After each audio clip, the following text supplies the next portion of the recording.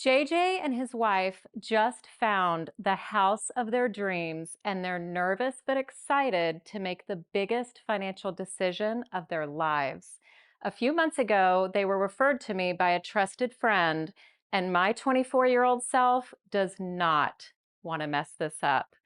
He called me to talk about the next steps, and I could hear the hope and eagerness in his voice. I proceeded to tell him that the interest rate today is 7%, and he said, "Great, I'm ready to do business." I am ecstatic because little does he know he is my fifth client ever.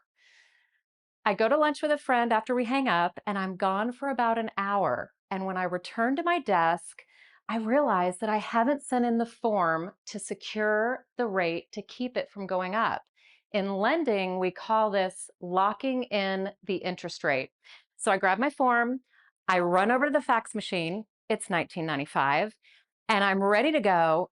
And there's a stack of papers about this thick, and the machine is whirling. I'm like, I've got to check out what's going on. So I quickly read and realize the interest rates are not 7, they're 7.1, 7.2, 7.5%. That's half a percent in the hour that I've been gone to lunch. How does this even happen? I'm staring at the machine, whizzing, my mind, I'm frozen and paralyzed with fear as I wonder, what am I going to tell JJ as the reason that his interest rate is half of a percent since we hung up the phone? I could tell him that there was a glitch and things just happen.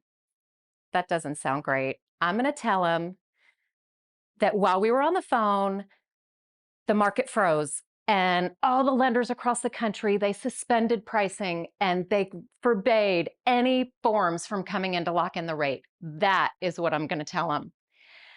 Do I let JJ take the hit for my mistake? The decision that I face is one that all of us face at some point in time.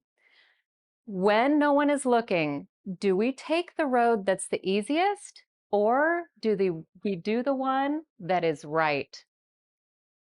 I believe that it's in these moments that truly define who we are, the relationships that we have, and ultimately our contribution to the world. The Harvard Business Review says that the average adult makes 35,000 decisions each day, and many of them, 90%, are in the subconscious mind. With the advancement in technology and things, just information overload everywhere, it's impossible to think ahead about consequences. And doing the right thing can seem like it takes too much time, too much effort, or simply is just too much money. The wisdom of an ancient Chinese proverb resonates deeply here. If there's light in the soul, there is beauty in the person.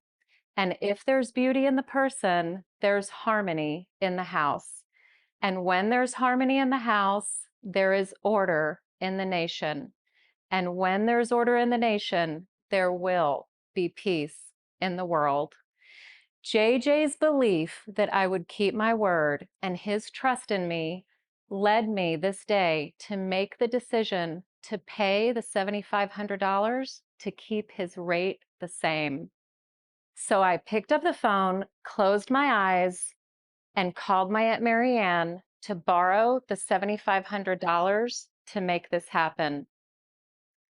Imagine your daily life, your family, your community, if more people chose to do the right thing, even without an audience around to appreciate it.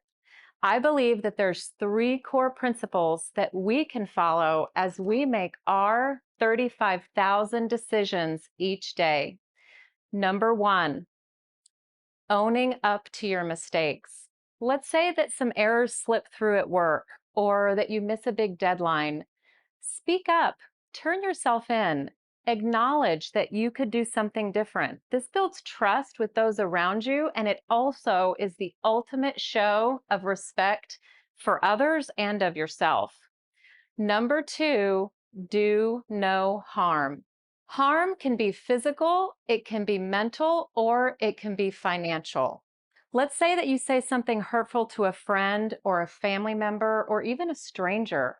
Apologize. Avoid the mental harm that is surely to follow for that person.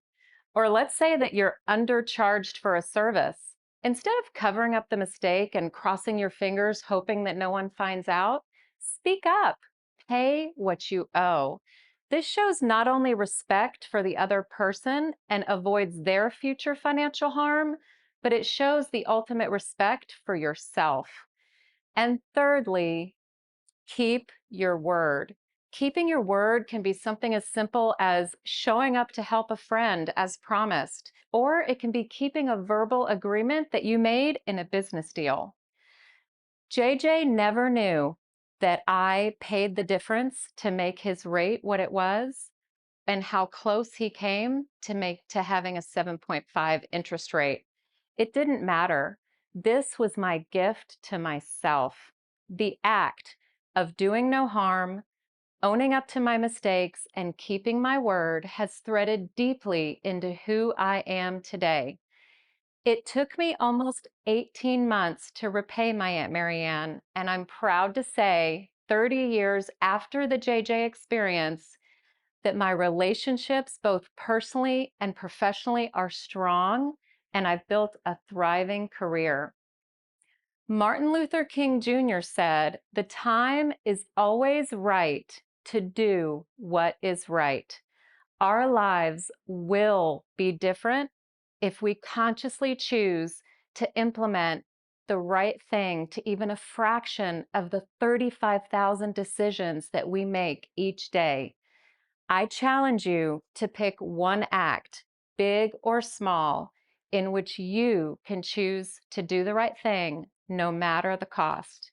Imagine the ripple effect that this would create. Thank you.